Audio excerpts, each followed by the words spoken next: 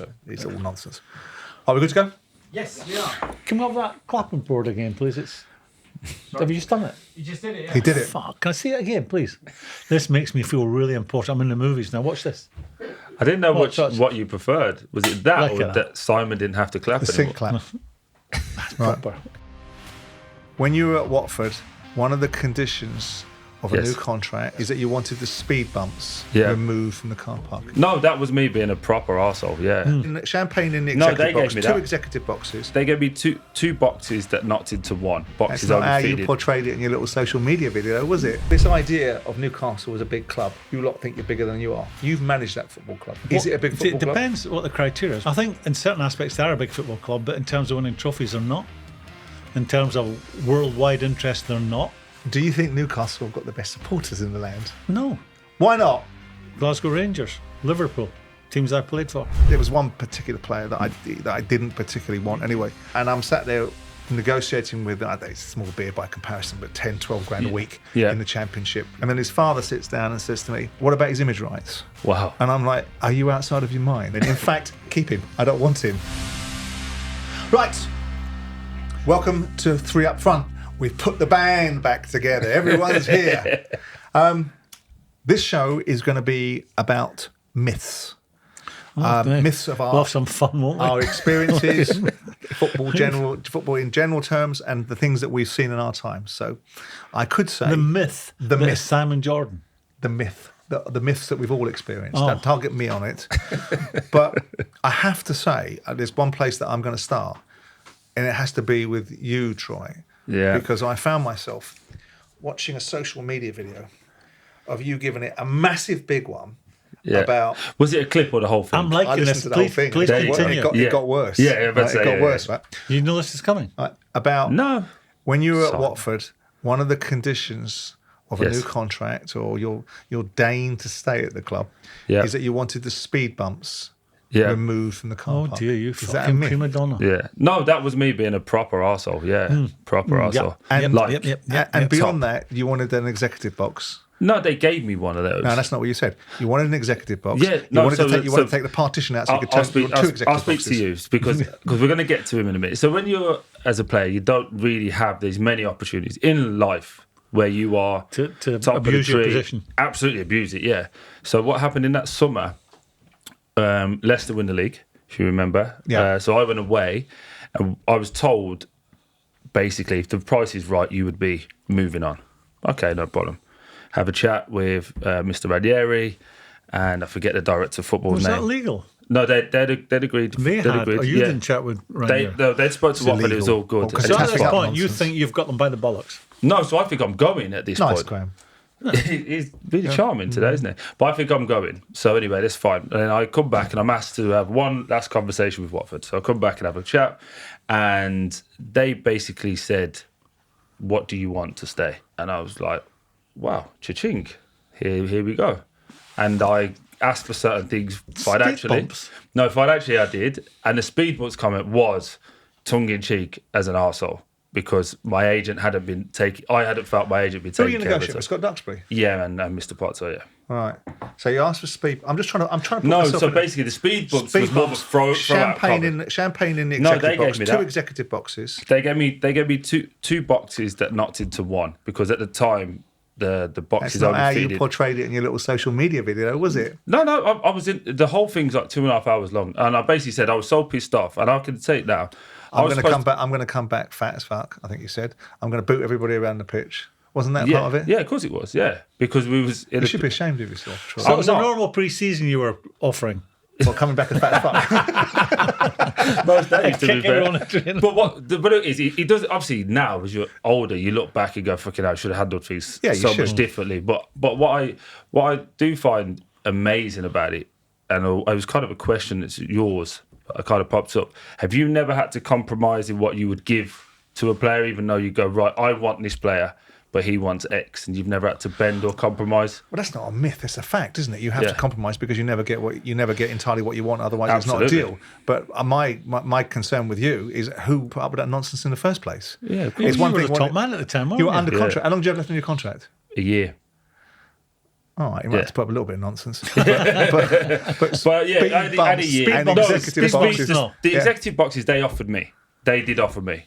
It was like, because I was just getting tickets. So there was like, everyone has a box, have a box. But I was getting 15 people come per game at the time. So I will knock 2 into 1. I was like, oh, fucking brilliant. Yeah, no problem. And then they went, I will give you a bottle of champagne as well. I was like, all right, now I didn't even drink champagne. I was like, more for you, that was. I got loads if you want it. Yeah. I'll send it to you. I'll be driving past your house tomorrow morning. And then on the way, I had a really small Lamborghini Aventador. I'll stop there. And I was like... Fucking modern player. A small Lamborghini. What do you want? A big Lamborghini? The wife's got a big Lamborghini now, yeah. Right. So Gallardo's a better Lamborghini, by the way. Pardon? The Gallardo's. Yeah, absolutely. Yeah. I don't even like Can Lamborghinis. someone give me a cup of tea? I'm not. Not my conversation. I don't even like Lamborghinis. It's just one of those stereotypical things that you did. It must have been terrible to have driven it. And I just said, can you take that speed bump out? See, I can't relate to you big time, Charles. Was your nickname not Champagne? That's a myth. Was it not Champagne? Why was that? I have a penchant for champagne. If someone else is paying, it might be. I have a glass of champagne every single night. Do you? Just one glass, discipline. What kind of champagne? Laurent Perrier. Oh, you do you? Yeah. Why is it discipline? I thought that was because a lot of people open a bottle and might as well finish it. Okay. But you've got that much money, you just throw it away. So do you put a fork in the top of it? And I don't. I've got one of those pressurised sort of German tops. That's the great Oasis gag, isn't it? Yeah. Where Liam Gallagher goes around to Noel Gallagher's house and says, "Why do you put that fork in top of the bottle of champagne?" He said it keeps it fresh. So he goes around to Liam's house and he finds a fork in the top of a milk bottle. Keeps it fresh. I don't know. I think as far as giving people something that you don't. I mean, there was one particular player that I didn't particularly want anyway, and I'm sat there negotiating with, it's small beer by comparison, but 10, 12 grand a week in the Championship in 2001, That's 2002. Massive for the time. At the time, it would have been significant down. I'm looking at thinking, I don't even want to pay that. And then his father sits down and says to me, what about his image rights? Wow. And I'm like, are you outside of your mind? what image rights has he got? What image has he got besides the fucking shirt I'm about to put him in? In fact, fuck it, keep him. I don't want him. Thank you very much. Is that what you did? But no, I didn't. I didn't tend to. Neil Ruddock, I think I gave Neil Ruddock an executive box. And it happens. But that was probably a bad mistake because it was included the catering. So that was more than the salary. Here's a myth that I think needs to be debunked. And you and I have danced this dance before, but we're going to dance it again. About the myth of interfering owners. Well, you're qualified to talk about this subject. Well, no, because I think it's a myth. You wrote the book. I think you and your grossy little compadres that think that anybody that shows any interest in what you're doing is somehow interfering. And we had this conversation, again, with Sam Allardyce on Tippy Tappy, another William Hill product, about the notion of what an interfering chairman looks like and the myth behind a chairman wanting to hold a manager, his employee, to account. I think it's a terrible myth that should be debunked. And like the dressing room is in a sanction. No, in all a sanctum, joking apart, I'm agreeing with you. You are? Not, yeah. I mean, one of the best jobs I had. No jeopardy in that then. No. Well, I'm sure I can create some, but let me say the nice things first. One of the best jobs I had, without a doubt, was Blackburn Rovers. You know why? I was left to get on with it. Mm-hmm. But John Williams, who I've mentioned before in this podcast, was on me 2 or 3 times a week questioning decisions and things that were going on. And at that time, when I'm asked the question, I'd get the hump and I'd react in maybe the wrong way. And then we'd agree to disagree. And then I'd be driving back at 3 o'clock down the M6 back home to Cheshire. He'd phone or I'd phone him and we would, after thinking about it, we'd come to an agreement, one of us. But what do you think? But then other chairmen that are going behind your back, creating situations. That's another level. I'm going to ask you that. I do think there's a way to behave as an owner. And I think your manager is your champion. I've said it before. And you shouldn't have a relationship with players because that's the manager's job. Mm. But do you think, and this can go because you're a player, because you're a recently retired player, do you think that owners now are more susceptible or more involved in things that they shouldn't be involved? Yeah, 100%. Like where? I think it's I'll tell you it's the beginning and the end, and you can be honest. I'll ask the question. Did you ever have a player contact you behind the manager's back? No. Did I? Let's say yes. I had hesitation. I'll answer. Yes. No, I'll tell you. I'll give it because it's not an answer. It's not a yes. It's a qualified answer. I would have Dougie Friedman every year knock on my door saying, "Chairman," I'd say every day, "Dougie, Go away. I'm not interested. I can see the results on Saturday afternoon. I don't want to hear from you. One day you'll be a manager and you'll find out what that looks like when a player comes knocking on your door. So Why go was away. he knocking on your door? Because I had a good relationship with me, like my father. And ultimately, Dougie felt that he could have a dynamic with me. And a lot of what he was saying was probably right. But I didn't want to hear it. I didn't want a relationship with Maybe you players. might tell me what he's asking you. He wanted, specifically in this instance, he wanted to talk about the lack of standards on the training ground that Peter Taylor was presiding over.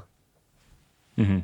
And the fact that we weren't in good nick. I think you're perfectly able as an owner to be able to have a dynamic with your players because they are your employees. They are the key component of what you're buying a football club for, which is the outcomes as a result of them and a manager. I didn't want them.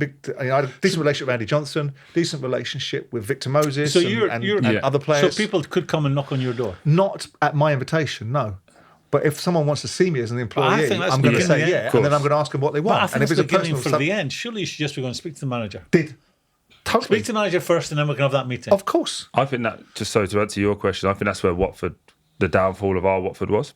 So we had the dining room, and the far top right-hand corner was always for Gino, Scott, and director of football, whoever that was at the time.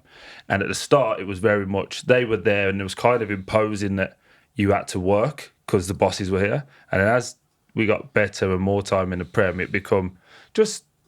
come and have a cup of tea with us. So come and... Is it unrealistic to expect that given you're playing... I mean, most Premier League footballers now, if we're talking about the Premier League, are millionaires. Yeah. And some of them, a lot of them, most of them are now multi-millionaires after a couple of years in the Premier League. And multi-millionaires mean more than 1 million in the bank, right? Is it unrealistic and an unrealistic myth to suggest that given that players are much more educated, they're much more confident, they're much more worldly, they're much more financially... Well, they are. They're different. This modern image that footballers, or the old image that footballers are stupid and can't hold a sentence is rubbish. It's not true anymore. It might have been true once upon a time, but it's not true anymore. Is it unrealistic to expect that owners aren't going to have dynamics with players? No, but I think that it's a very difficult line to draw the balance between friendship and I'm the boss and make a hard decision and I'm not going to interfere. It gets really... murky, doesn't it, very quickly? I think it's the beginning then, if you're, as a chief exec, chairman, are prepared to see the players without the manager. Independent of the manager. If you were still a manager now, because one of the things that John Terry said when I spoke to him about Mourinho was the first incarnation of Mourinho at Chelsea in 2003 or 2004-05, when he went on from there, didn't have any players circumvent him, didn't have any management above him that was interacting with the players, and he had autonomy over the club. The second version that came back was very quickly unwound because he didn't have the same autonomy and didn't have the same dynamic of... So the players could go above the manager? Yeah, whether that's the Eugene Tenenbaum or Bruce Buck, whoever it was. I agree with you. That doesn't work because it instantly... Even in this era where these players are getting so. paid so much money, they're economic islands, and it's... Yeah, but we're more selfish than ever as well. It is. That's not possible. It's the business of us. Well, hasn't it always been? Yeah, but you had that with the smartness and the cuteness that you've spoken about. If I know Graham's my manager and me and him don't get on, not that this would ever happen, but I could say to my agent to speak to the director of football, and I could still be smiling in your face, but saying this here and these two are having this conversation because you two don't get on behind closed doors. And I think whenever you look at the big clubs, the manager's always there. He's always got control. Arteta, Pep, you name it, they're always in control. Yeah, Wenger. Going back years and years. But in the modern game where there's not more direct to the football, it's a man's decision. You look at Unai Emery at Villa. He's changed that whole place around just by him being the boss and going, "This is what we're doing." His football people, and changed it all. And I think everybody has to, fall into line. Graeme, I got one for you. The myth about statistics today can tell you everything you need to know about a player before you sign them. Do you believe that is true or not? It's not a new thing, by the way. I'm doing a bit of research on potential signing. That's not a new thing. Do you think that clubs are buying players now on simply stats. on data? Yeah. Yeah. Do you think that's not a myth? Data-driven, but I think they'll still ask the questions. But I think data drives a lot of Where would you say signings. that is? Like, are there 80% data, 20%? Well, how many games they play? Yeah. How many games they would miss?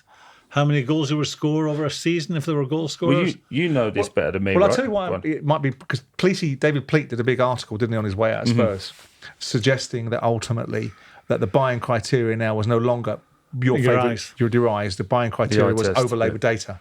And I don't believe, unless you do, and I don't think you do, that that's the final decision. I think it's a driving factor that takes you to the point where you might want to flick the switch. But then there's the next part, which is the character test and, of course, the money. Where would you go then in that split of data versus eye test? Would you say it's like 80-20? 80% data, this will find out who we like, what we do, and then 20% finding out who he is as a character. If the data was driving it and you find out it's a dodgy personality, you wouldn't go anywhere near it. I'm just asking because you look at how someone like Man United, how poorly they've been over the last few years in the recruitment window. But that's where their manager... Of the scale of price, though, No, but Simon, that's where they're on thin ice, or the manager's on thin ice, because these are players that have not worked out that he worked with before in Holland. He had them at Ajax. So he would know their character, he'd know their qualities. Based on that, then it would be more not data-driven, it'd be more personality eye test. More, and now it's probably spinning the other way. Knowledge. But as an owner, if I'm set at Manchester United, I would say, and that's lovely. Thank you very much that you can vouch for this particular player. I'm assuming that you want to put your house on it, and then the manager will start to backpedal. Well, maybe have a little look yourself, right? And then I'd look at data to overlay it, because whether you agree with the principles of it or not, we are now moving into a more sophisticated era where, back in the day, it used to be send someone a fucking DVD and watch the player. Never got a bad DVD, did you? Never got a bad play on video, did you? Or them playing a bad game. Yeah. So I would think that if Brighton can build a decent model out of it, and people are using Brighton as the blueprint because they're taking what was their academy director, their sporting director, and building him up into Man United as the blueprint for the way that you're going to acquire players in the future. Are you going to tell me it's Tony, right? Tony Bloom is more of the brainchild behind that. Well, I think if the two guys that you'd look at are Tony Bloom and Matthew Benham. Matthew Benham at Brentford and Tony Bloom at Brighton, because these guys are spread betting guys. So half of their business is based upon actuarism, which is the evaluation of probabilities, without getting too boring. Yeah. So you utilise statistics to be able to produce an outcome. So in part, if you're going to pay 20, if you buy a fucking house, Troy, you survey the bugger, right? Oh, absolutely. So you look at every aspect of it. But they've also got Davy Weir there. Well, I think he's in charge of recruitment, isn't he? And he will look at he's the eyes, he's the football eyes. So you need all of it. So it's a balance. So you need the balance. But their business model has been, it's not a new thing. What they did better than anyone else. They were going to places like Central America and South America and picking up players from small leagues there and making them into players that were worth a lot of money. But the scale of which they were doing it, when you're talking about Moises Caicedo at 4 million going out for 115, Alexis McAllister. And now they've spent money in is it Riley from Celtic? 25 million. But now Brighton are falling into a different trap because they spent 160 million pound on players. Yeah. So here's one from a viewer, Mr. Rob Double B 4242. Does the new manager bounce really exist? Well, I don't think you can say it happens every time. Mm-hmm. I think in the majority of times it happens. I've been a player, several football clubs, but I've never got the manager the sack. Mm-hmm. So I've never been in a situation where all the blame was on the guy going out the door. So we really have to roll our sleeves up and have a right go here. Mm-hmm. I would hate to think that if you were saying to me when I was a player and the manager got the sack, no one comes in, I'm going to try harder. I'd hate to anyone accuse me. You've been around that though, right? Where, if you've gone in, did you always take your staff in with you, like your own staff? Yeah, I think there are cases where certain players certain players get the manager the sack. Scenario in a modern game, you're in a dressing room, you're with 50 million quid. Mm-hmm. I come in one day, Troy, any fucking danger, you're going to roll your sleeves up, all right, go for me. And you come back and I go back and you come back and it develops. I'm not just falling out with you. Yeah, I'm falling out another £50 million player who's your mate. Yeah, his mate who's another 50 million. I might fall out with six of you. Absolutely, 300 million quid I've fallen out with. 2 or 3 games further on, we've lost 2 and drawn 1. The story gets back to the chairman. He's lost the dressing room. Mm-hmm. You've down tools on me. You're such an asset to the football club. Me as a manager are worth nothing to the football club. Replaceable, yeah. But isn't that an excuse, Graeme? Sorry, I mean that's a fact. That's a myth that needs to be debunked. Because hold on. How many times do you hear the manager's lost the dressing room? We do hear that, but not the reasons you hear why. Every fucking time. So you fall out with players for what reason? To get a better outcome? Yes, surely. You don't fall out with players just because you can. And that's why I stopped. I felt life left to me yet as a manager. I just couldn't do it anymore because I know I couldn't speak my truth to the. So let me get around this. Let me just square this circle for the purpose of this conversation. You fall out with players for a good reason, to be able to achieve an outcome because these players are not creating the outcome that you want. I'm assuming that you would convey that to the owner, that these are a problem, so I'm managing them in this way. And now you're saying is that ultimately, because you're not getting results, that the owner would then make you dispensable, and you're the most valuable person in the building. That doesn't exist. I'm having to go to the players. I'm not at the same time after the game going to the chairman saying, by the way, I've just dug out Troy Deeney. But you're saying that you're falling out of players. Yeah, I think it. And then the rumours going around that the dressing room has been lost. How many times do you hear in a modern game, he's lost the dressing room? And what that old chestnut has lost the dressing room. But where do you see it? You see it on a Saturday afternoon. You see it on results. You don't. So that means that you're not performing. You see it on results. So, but that's the reality. It's not a myth, is it? Have you ever seen it, Simon, where your owner, you've seen these players for 3-4 weeks, you've made the decision to sack, and then you go the same 3 or 4. Why is he running around? Categorically, you see it in different ways. Find another yard somewhere. You see with one of the managers, Stevie Kemba, they liked him too much. They liked him, and it was too comfortable, and it was too easy. You can't be the friend. You know, with our friend, the late Trevor Francis, the dressing room didn't respond to him, and I could see it, and I saw the incident that created it because of a fallout with Clinton Morrison. So I saw that situation manifest itself, and I've seen it with other managers. You know, I saw it with Peter Taylor, just didn't want to play for him. But it's never been harder to be a manager than it is today. At the high level, because what you touched on, they're multimillionaires. But isn't that the toolkit that you have? You're a multimillionaire too. No, but they're a different breed today. You can't dig anyone out today.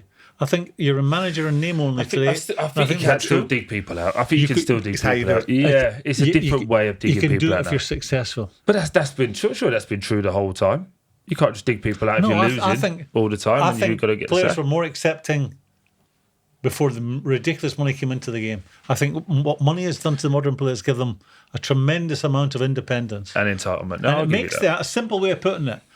When I played captain of Scotland, captain of Liverpool, my asset value was not a lot to Liverpool Football Club.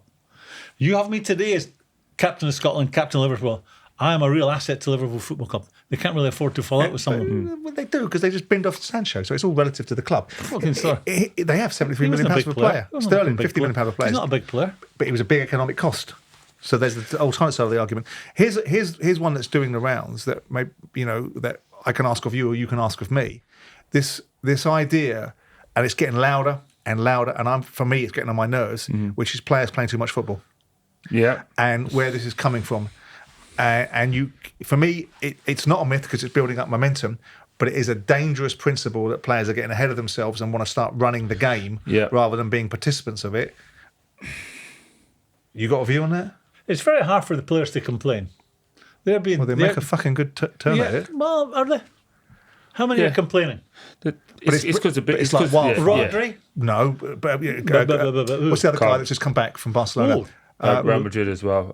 Carvalho. Gundogan. Before he went. Oh, that's 3. You've got other players. They're big. They're building the noise. So that's 3. Yeah, I think it's a really difficult one.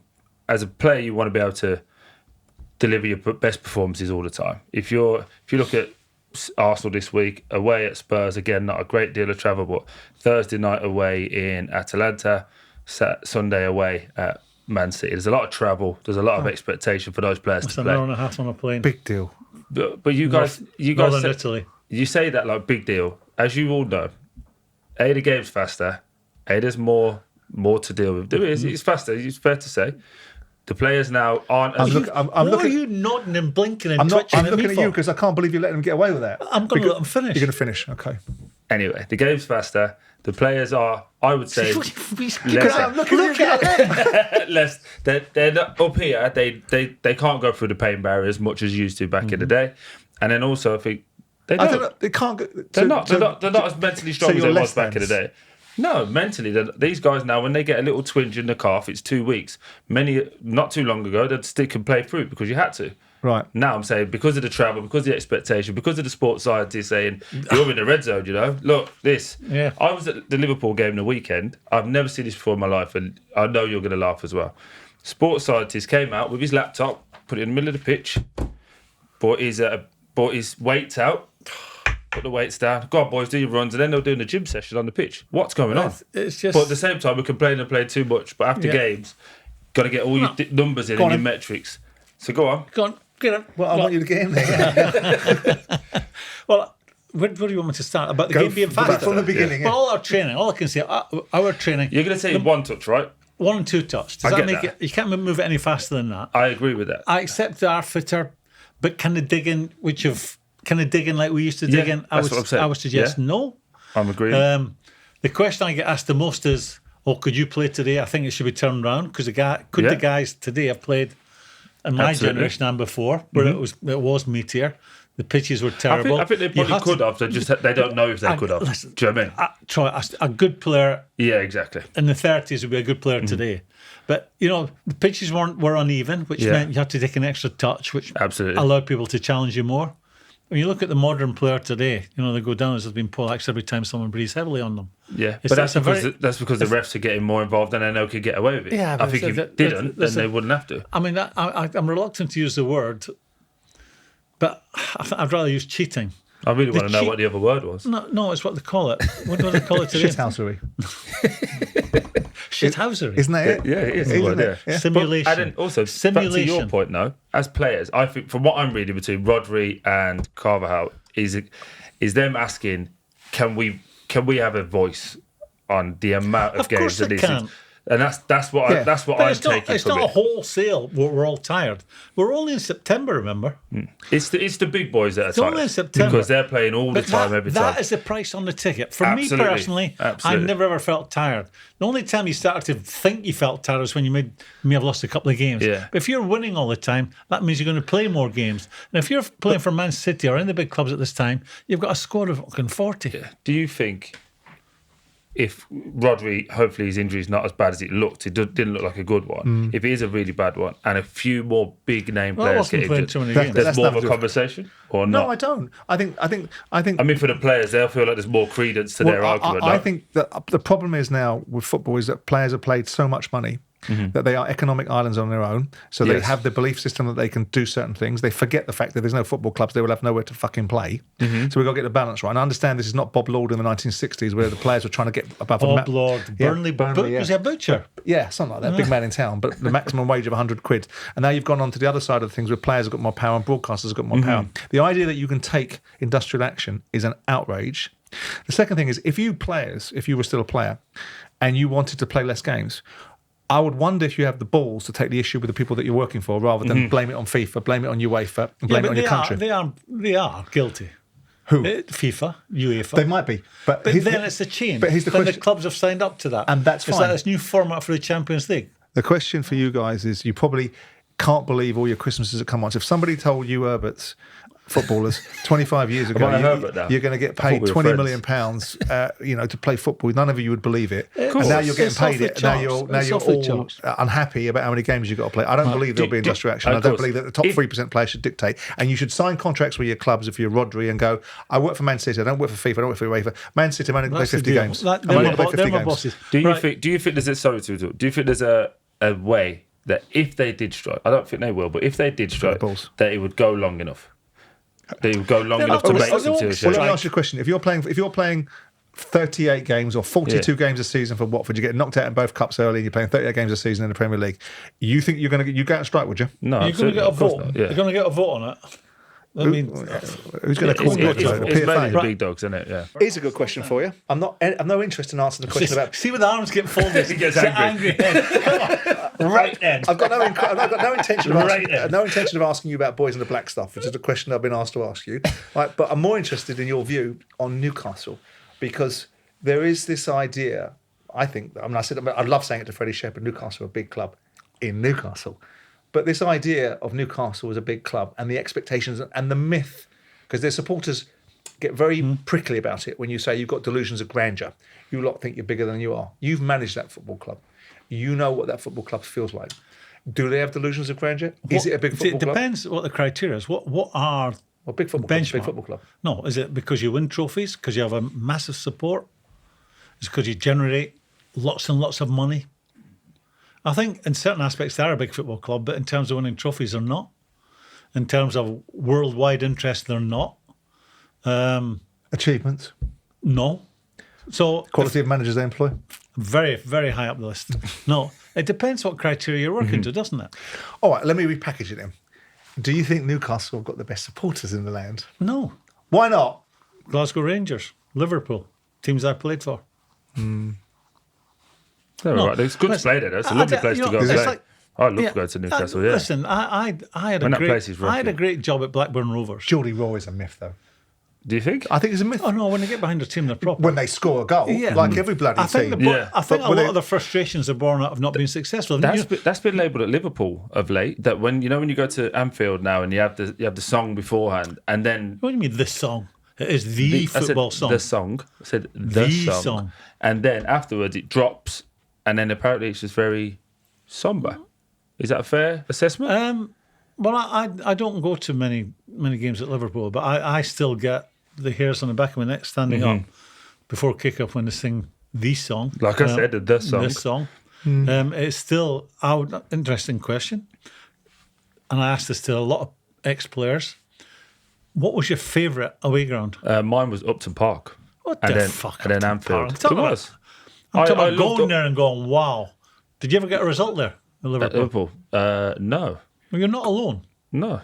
Hard place So to that get a wouldn't result. make it his favourite place then, would it? But Liverpool is a unique place. No, I agree. I don't Because I asked lots and lots of Was that players. a question, or are you telling me what I should as my favourite? No. It was a question. It was telling you. But I asked that to a lot. Have asked that question a lot. But I know, I get it.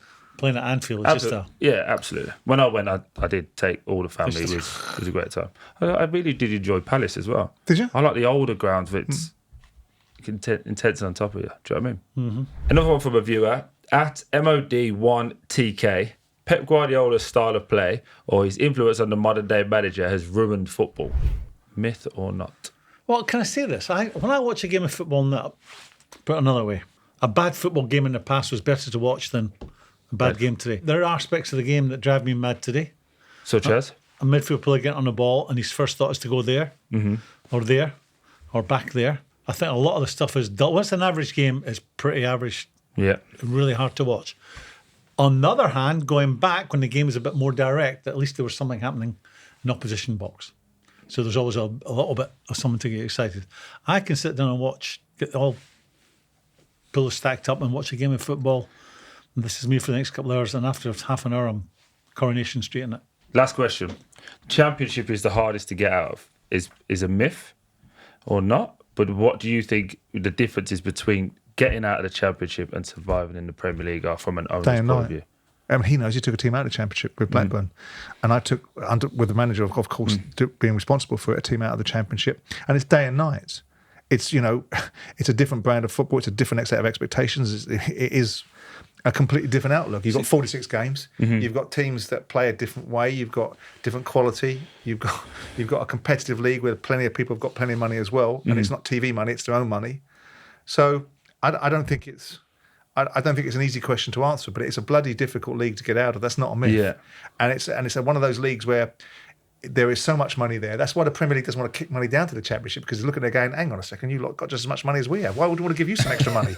I think, in terms of distribution. Do you agree with this? Because you've been there. I mean, I did it, blow my own trumpet. You come up, and every year you're in the Premier League, you should get further away from the threat of relegation. Absolutely. I think you agree with that? Absolutely. Do you think that? Yeah. Do you? I think I did it. Even though the criteria for buying players becomes different. When you first get promoted, you can buy players, you can stick them on relegation clauses. Yeah. After 2 or 3 years in the Premier League, they're not having any of it. What the fuck's that got to do? That's not a myth, though. What's that got to do? Because what you're doing is, if you get relegated from the Premier League, there's a fear. There's a fear factor. So if you're when you first go up, you're being forced to buy a certain different type of player. And then when you get there for 2 or 3 years, you buy a different sort of player. You're getting a bit more out of the players you inherited as well. But you're getting players that have a different outlook and a different attitude. And when the going gets tough, some of them are not there for the fight. Yeah. You were part of a team that came up. Longest Watford has stayed in the Prem. Yeah. So every year but there was always a period. I remember doing a couple of games for Sky there, and we met the chief exec on day one, and he had done something mad. I think they sacked someone. For no obvious good reason. Yeah, the first year we went up. What was the year you got relegated? Yeah, the COVID year, yeah. So I think you sacked a manager just prior to that. Yeah, 92. Did you sack a manager just prior to that? 2. Yeah, we sacked 2. We ended with 3 on the day of the season. But what we felt when we got promoted, or certainly I talked for myself, when I was in the Championship, I felt I was the biggest, strongest striker, and I was going to score 20 every year, no problem. That was a myth, yeah. No, 3 in a row actually. 3 years in a row. 20 plus, yeah. And then I was quite taken with you when I saw you play against Liverpool because I'd never seen you play. I remember that was one of the few times. When they won that game, when Liverpool won. No, when we beat them I think you afterwards. scored first. Few times. You scored first time. Beat 3-0. I think Liverpool beat you this day. I think I was doing the game with John Barnes. Klopp's early games. I was doing the game with John Barnes, but I hadn't seen you play, and I thought he's a big, you sort of big get it into him in the box, but you were dropping off and making had a little clever passes. Little bit in me. Yeah, thanks, mate. Appreciate it. But well done. No, but what I was going to say is when we went up, and I think this is where the difference is now, I thought I was the biggest and strongest, and I walked in on day one, I played against Everton, and someone went whack, and I was on the floor, and I thought, oh my God, we're in the Premier League. It's so quick, it's so strong. But where the problem is now is everyone wants to play, i.e. Southampton, come up against better people, lose, and the manager goes, I'm just going to stick to my principles because I'll jump shit with Vincent Kompany. And I think that's where we're losing the product a little bit. I think that's a unique situation. It's a one-off, but I'm saying now. I think that's a unique situation. I don't think you get relegated and get one of the biggest jobs. Not one of the biggest jobs, but you'll definitely get another job. Right. That's it, fellas, for this week's episode, Debunking Myths or Proving Myths. We're going to go off, myself and Troy, and debunk a myth that Souness puts his hand in his pocket. Hold on a minute. See you next time. Right, finished. See you next time. This has been 3 Up Front, brought to you by William Hill. Subscribe to the channel for weekly episodes. And don't forget to go back for some of my upfront episodes. Not bad, if I do say so myself. 18 plus, please gamble responsibly.